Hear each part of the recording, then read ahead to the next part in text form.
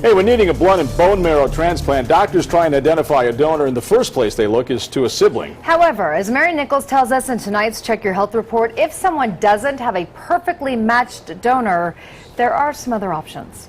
Only about 25% of patients have a perfectly matched sibling donor. If the patient is part of the other 75%, doctors look to the National Donor Registry for a perfectly matched unrelated donor.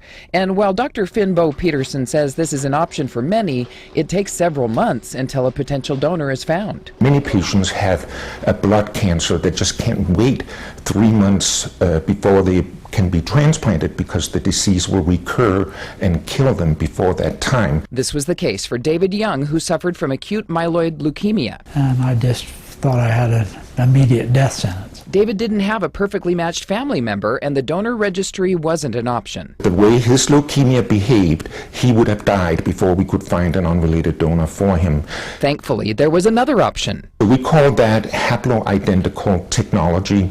A haploidentical transplant is also called a half-match transplant. For David, his son was his half-match. It was the viable option, and so we chose to go with the transplant. After the transplant, doctors get rid of the foreign cells that are part of the unmatched half. A few days after the transplant, we can, with a fairly simple immune suppressive chemotherapy drug, completely eradicate those cells. It's been 2 years since first diagnosis, and David says he's doing great. It's definitely a life-changing experience. Mary Nichols for Check Your Health.